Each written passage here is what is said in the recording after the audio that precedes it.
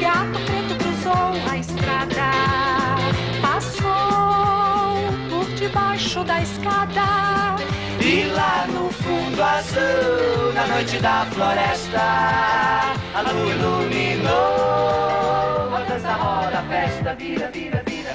Vira, vira, vira, homem, vira, vira. Vira, vira, lobisomem, vira, vira, vira. Vira, vira, vira, homem, vira, vira. Folclore brasileiro. Pirilambu, Mitos, lendas, parlendas, cantigas, artesanato, ditados populares, danças, brincadeiras. Tudo isso e muito mais compõe o que é o folclore brasileiro. O que é o folclore Maria? O que é o folclore José? Nenhuma ciência possui como folclore maior espaço de pesquisa e de aproximação humana. Ciência da psicologia coletiva, cultura do geral no homem, da tradição e do milênio na atualidade, do heróico no cotidiano. É uma verdadeira história normal do povo. Câmara Cascudo. O folclore brasileiro é conhecido por sua riqueza e diversidade. Bebendo em fontes indígenas, africanas e europeias, reúne histórias transmitidas oralmente por séculos a fio, recontadas à sua maneira por cada narrador. A.S. Franchini. Quando pesquisadores que estudavam tradições populares aceitaram, no século XX, a palavra folclore para denominar a sua área de estudos, pensavam que a palavra criada artificialmente por William John Thom em 1846 sintetizava o seu conceito e, portanto, estaria isenta de controvérsias. A palavra folclore, grafada inicialmente folclore, fora formada a partir das velhas raízes saxônicas, em que folk significava povo e lore, saber. Assim, segundo seu criador, a nova palavra significaria sabedoria do povo. Roberto Benjamin.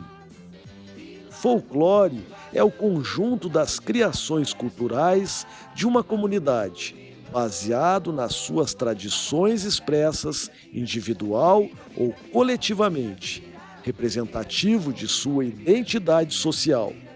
Constituem-se fatores de identificação da manifestação folclórica, aceitação coletiva, tradicionalidade, dinamicidade e funcionalidade. Carta do Folclore Brasileiro, de 1995. Nosso folclore, patrimônio imaterial do Brasil, de Carolina Bueno Luzardo, ex-garrancheira e acadêmica de medicina da Universidade Luterana do Brasil. O folclore, embora não nos demos por conta, está inserido na nossa vida desde a infância, de canções a lendas que de fato espelham nossas tradições. Podemos dizer que o folclore mantém suas raízes no passado para que assim possa ser projetado no futuro como a voz a ser escutada e, portanto, valorizada. Uma vez que os cantos e os mitos são nada mais nada menos do que o reflexo da cultura de um povo e se valem então de memória e de ficção, sua permanência nos garante aprendizados fundamentais para a consolidação da nossa identidade cultural.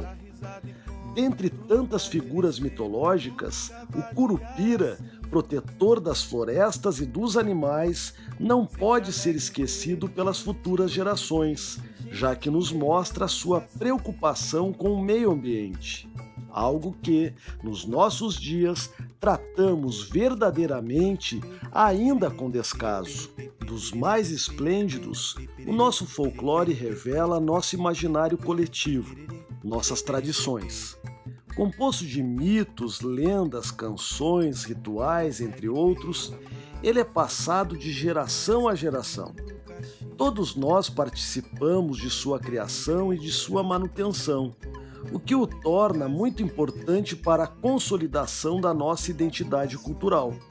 Ainda que não percebamos, celebrações como o Carnaval e as festas juninas são exemplos consagrados do folclore do nosso país, uma vez que são festejados todo ano em diversos cantos do Brasil. Ademais, sabemos que o folclore é ensinado principalmente nas escolas, pois serve tanto para transmitir conhecimentos ancestrais, como para alertar as crianças sobre os perigos da vida cotidiana, sobre vícios e virtudes, o que é apropriadamente retratado nas lendas mitológicas. Trata-se de uma excelente maneira de ensinar os pequenos a distinguir o certo do errado, já que ainda estão em processo de formação. Villa-Lobos, célebre compositor brasileiro, foi um grande incentivador do ensino musical nas escolas, pois, com o objetivo de propagar a riqueza musical do folclore, percorreu o Brasil colhendo temas tradicionais, cantigas de roda, a fim de recolher canções com motivos populares, como O Cravo Brigou com a Rosa e Nesta Rua, muito conhecidas e cantadas por nós. Por essa riqueza, por nosso folclore ser tão espontâneo, sobretudo anônimo, é o que valorizamos tanto, nosso patrimônio dos mais valiosos. Se esta rua fosse minha, eu mandava ladrilhar com pedrinhas de brilhante para o meu amor passar. Nesta rua tem um bosque que se chama solidão. Dentro dele mora um anjo que roubou meu coração. A lenda do Curupira conta-nos a história do guardião da vida na floresta, protetor de tudo que ali habita. Ele é contra aqueles que subtraem riquezas das matas. Vale-se de sua astúcia para assustar seus inimigos, castigando-os de diversas maneiras. Manuel Santiago, pintor amazonense, influenciado por tendências impressionistas, retratou a lenda em questão em sua tela O Curupira, exposta no Salão de Belas Artes no Rio de Janeiro em 1926. Com os cabelos cor de fogo, pele escura e semicurvado, a figura mitológica aparece observando uma índia adormecida.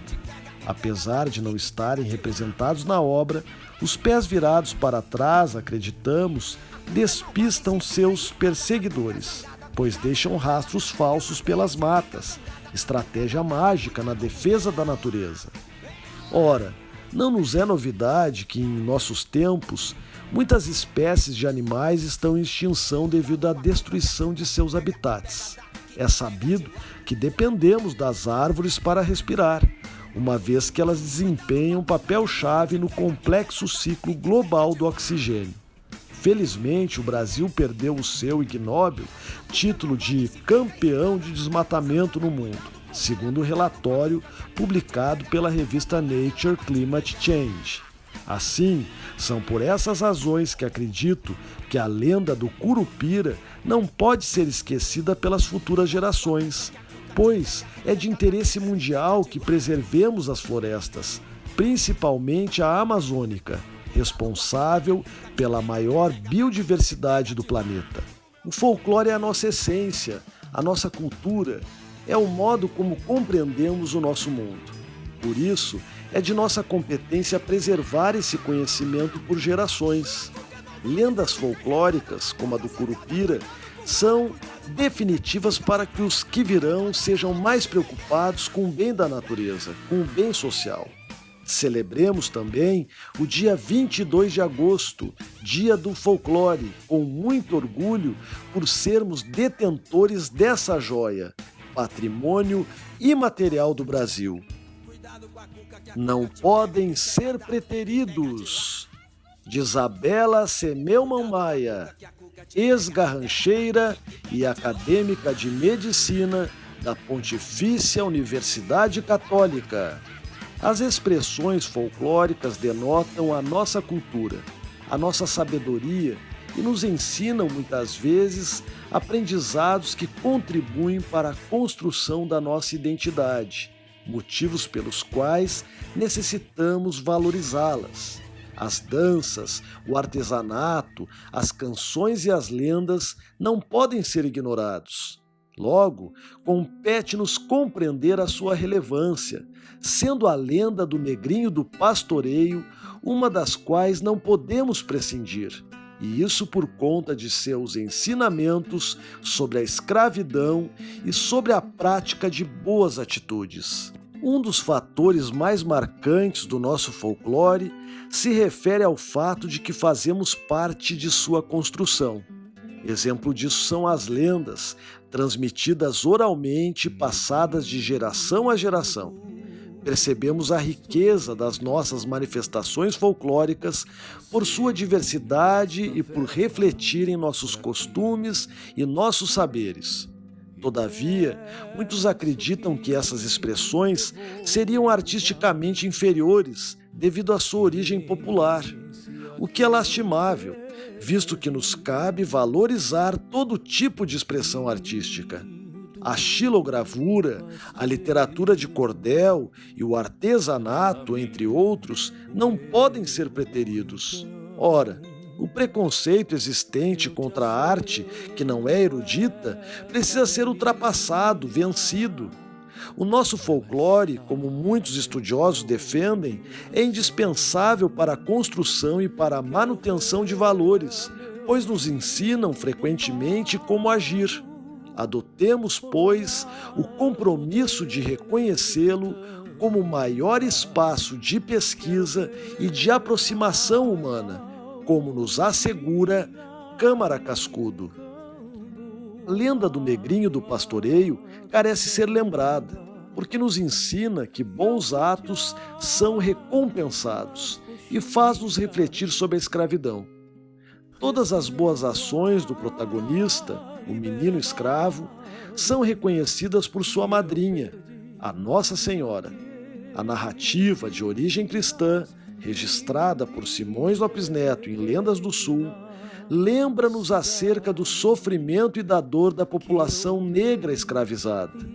Por isso, não podemos esquecê-la, com vistas a impedir que algo semelhante se repita no nosso país. Aldo Locatelli, renomado pintor ítalo-brasileiro, retratou essa história em murais, expostos no Palácio Piratini, sede do governo gaúcho. Um dos seus quadros expõe-nos a figura do escravo ajoelhado diante da imagem de sua mãe de batismo, dada a influência da religião na perpetuação dessa manifestação folclórica. As obras ajudam a eternizar essa personagem lendária, impedindo que ela seja esquecida. Todos nós, como representantes da sociedade brasileira, carecemos honrar as nossas expressões folclóricas, as quais merecem o mesmo respeito destinado a qualquer outra. Atentemo-nos para o quanto podemos aprender com as nossas lendas, principalmente com a do Negrinho do Pastoreio. Assim, formaremos cidadãos que apreciarão desde tenridade os legados folclóricos que herdarão. Diz a lenda, mitos do folclore brasileiro. Aiangá. Nos mitos brasileiros, o Aiangá, ou Aianga, era um espírito poderoso que protegia as matas, os rios e os animais selvagens. Geralmente aparecia como veado enorme, de coloração branca, olhos vermelhos como fogo e chifres pontudos. Mas também podia ser um tatu, homem, boi ou pirarucu. Diz a lenda que o Anhangá punia caçadores que maltratavam os animais e a floresta. Os invasores podiam levar pauladas invisíveis, chifradas e coices, ou cair no encanto de ilusões mágicas, perdendo-se na mata ou até coisa pior. Mas era possível oferecer aguardente ou fumo de rolo ao Anhangá, pedindo sua proteção. Queimar castanhas de caju e fazer cruzes com madeiras da própria floresta também o afastavam. No entanto, isso só funcionava se o caçador se comportasse direito. Boitatá! Conhecida pelos índios como Baetatá, Baê Coisa e Tatá Fogo, ou um boitatá, um boi, cobra e tatá fogo, essa criatura punia aqueles que causavam queimadas e destruição das matas. Descrito como um rastro de fogo que corria os campos e cerrados, incendiando tudo ao seu redor, o boitatá também podia ser visto como uma cobra gigante, com olhos de fogo. Em 1560, o padre José de Anchieta registrou ter ouvido dos índios os relatos sobre um facho de fogo cintilante que corria pela terra e os atacava, causando morte e destruição. Em algumas lendas, o boitatá surgiu quando a terra sofreu um grande dilúvio e os animais se abrigaram nas montanhas, mas apenas a um boiaçu, cobra grande, ficou para trás. Faminta, ela passou a devorar os olhos dos animais que abatia e sua pele foi ficando transparente, com os olhos de suas presas brilhando como faróis. Boiúna. Um dos mitos mais importantes do nosso folclore, a boiúna, ou cobra grande, era uma gigantesca serpente que habitava os rios caudalosos da Amazônia. Ligada à criação do mundo, a boiúna podia mudar o curso das águas e dar origem a muitos animais. Ela saía do fundo dos rios para atacar os barcos e devorar pescadores, levando-os para as profundezas. Diz a lenda que a boiúna engravidou e teve 2 filhos, Maria Caninana e Honorato, que podiam virar gente ou cobra. Como Honorato era bondoso e sua irmã cruel, os 2 lutaram até a morte. Honorato venceu, mas desejava ser homem para sempre.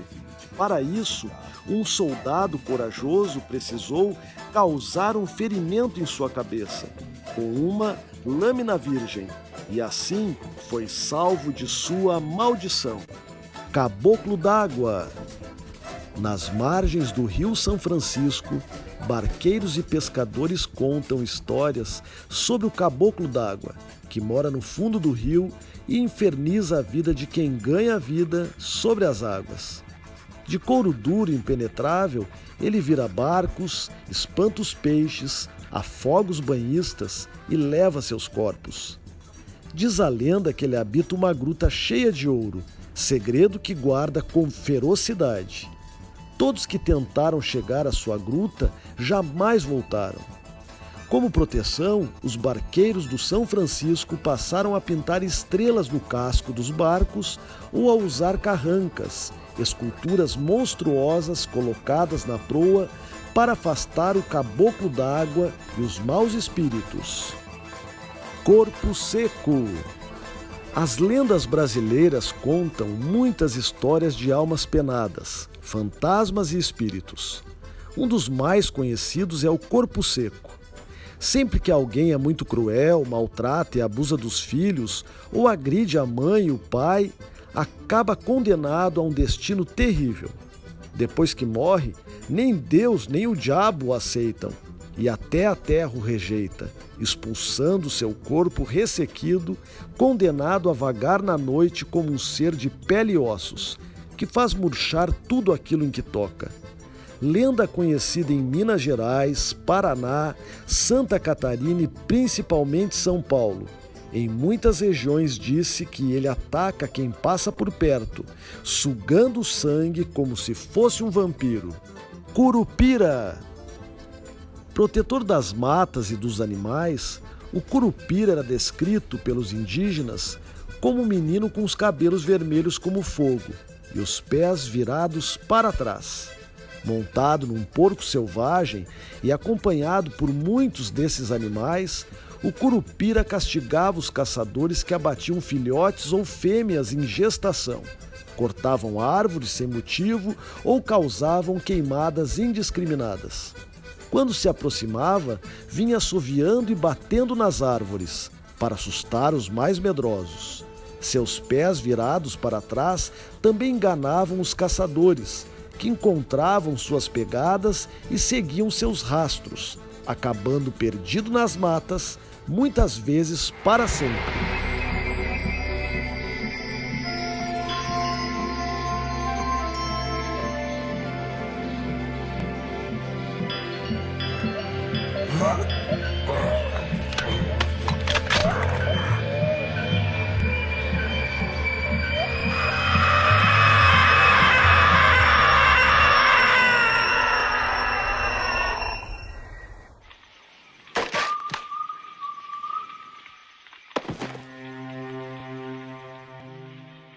Iara.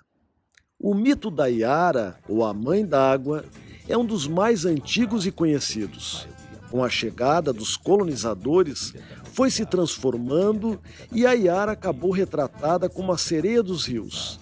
Mas ela era muito mais do que isso. Nas lendas, a Iara é retratada como uma linda mulher, que atraía os homens com sua beleza e com sua voz.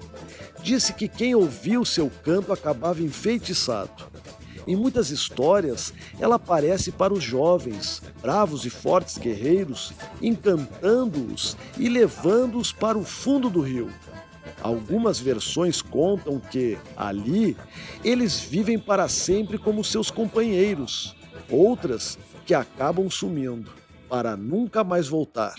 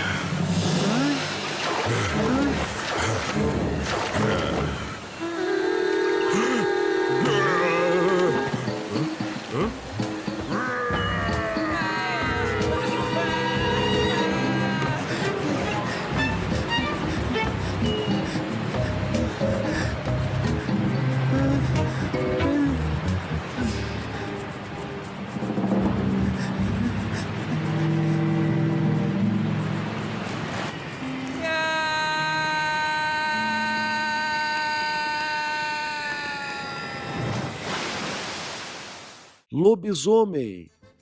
No interior do Brasil, as pessoas acreditam que quando o sujeito é magro, pálido, de orelhas de abano e sobrancelhas grossas, unidas sobre o nariz, pode ser um lobisomem. Em outros lugares, a maldição recai sobre o sétimo filho homem de um casal. Nas noites de lua cheia, ele corre até uma encruzilhada onde sofre a transformação. Primeiro, ele dá nós em suas roupas e rola na lama, enquanto crescem os pelos e ele vira um bicho meio homem, meio lobo ou porco. Para livrar alguém da maldição, é preciso cortar uma das patas do bicho, para ele se transformar em homem novamente. Boto. Nas margens dos rios da Amazônia, O povo conta histórias sobre um rapaz misterioso que aparece à noite, durante festejos e bailes, para conquistar o coração das moças mais bonitas. Charmoso e sedutor, o jovem desaparece tão misteriosamente quanto surgiu, deixando as moças com o coração partido e geralmente com uma grande surpresa, uma gravidez indesejada. O povo diz que aquele jovem, na verdade, é um boto, um parente dos golfinhos que vive nas águas dos rios brasileiros, mas que se transforma em gente sempre que deseja passear e namorar um pouco. Essa lenda já virou até filme de cinema e desenho animado, para quem quiser conferir.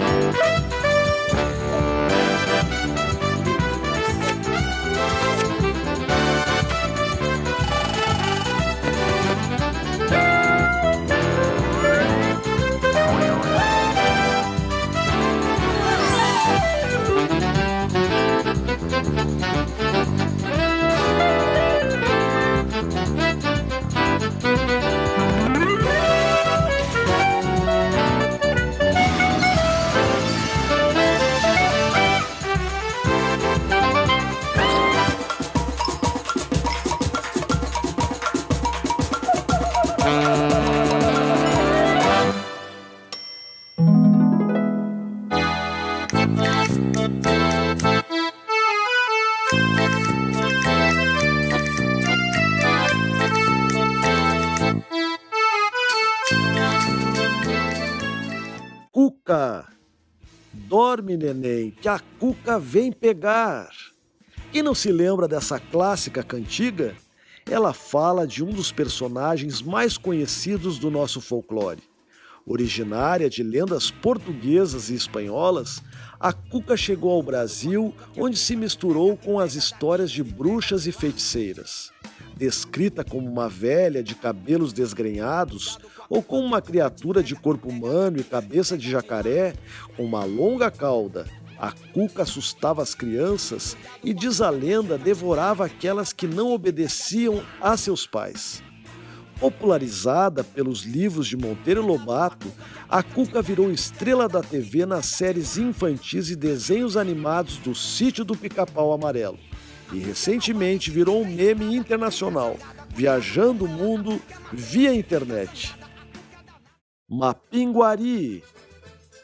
Diz a lenda que no interior da floresta amazônica vive um monstro terrível, um gigante faminto coberto de pelos, com um olho só e uma bocarra imensa no lugar do umbigo. De braços longos e garras afiadas, o Mapinguari vaga pela mata em busca de animais e pessoas para devorar. Muita gente acredita que a origem da lenda do Mapinguari seja o megatério, ou preguiça gigante, um animal pré-histórico que vivia nestas terras até 10.000 anos atrás e cujo esqueleto, até pouco tempo, podia ser visto no Museu Nacional, na Quinta da Boa Vista, no Rio de Janeiro. Matinta Pereira. Na região norte do Brasil, muita gente conta histórias sobre a Matinta Pereira, uma bruxa velha que se transforma num pássaro de mau agouro. Quando a noite vai caindo, o pássaro agourento voa sobre as casas e seu canto estridente assusta os moradores. Para se livrar da má sorte, é preciso oferecer comida, presentes e agrados à Matinta Pereira, que depois volta sob a forma de velha para recolher as oferendas. E segundo a lenda, é melhor nem perguntar o que acontece com quem não lhe dá essas oferendas.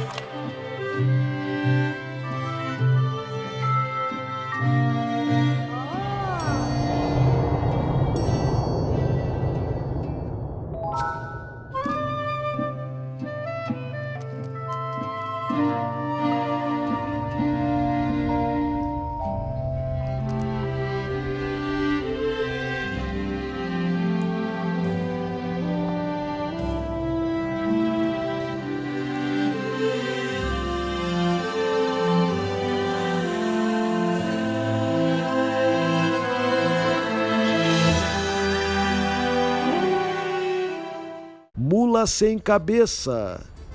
Nas noites escuras, nas estradas desertas que cortam o interior deste Brasil, muita gente já deu de cara com uma mula preta, com um pescoço terminando numa grande língua de fogo.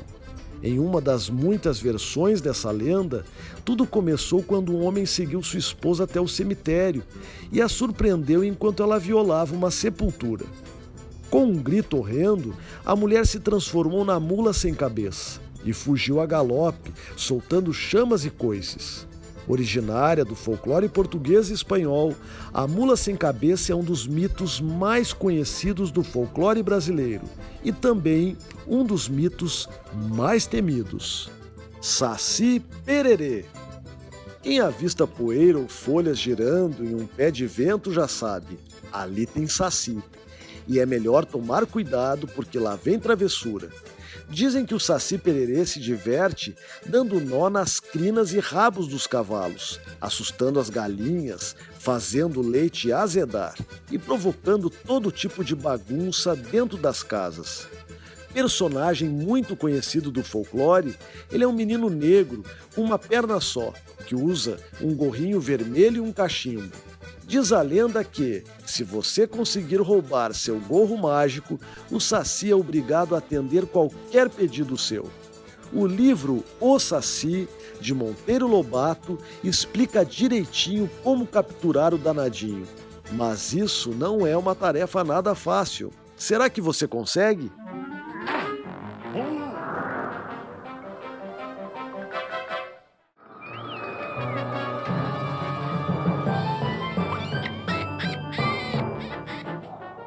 Negrinho do Pastoreio.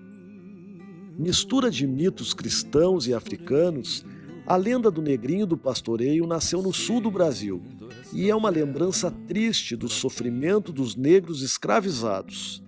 Castigado por um fazendeiro cruel por ter deixado um cavalo fugir, o menino negro foi amarrado e abandonado sobre um formigueiro. Na manhã seguinte, quando voltou ao local, o fazendeiro encontrou o menino ao lado de Nossa Senhora e se ajoelhou pedindo perdão. Com a bênção da santa, o menino montou em um cavalo e saiu galopando pelos pampas, onde até hoje as pessoas dizem tê-lo visto, e a quem rezam pedindo ajuda quando precisam encontrar algum objeto perdido. Vitória Régia. A Vitória Régia é uma planta aquática originária da Amazônia.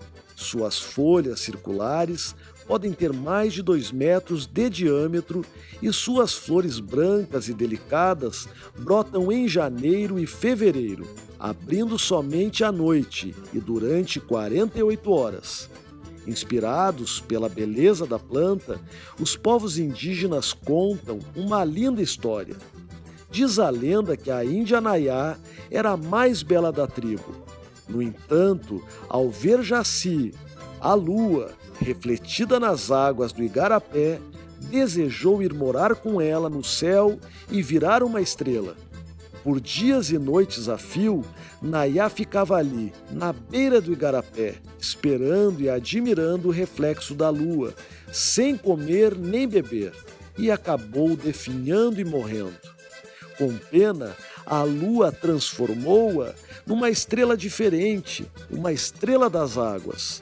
E é por isso que as flores da Vitória Régia só se abrem à noite.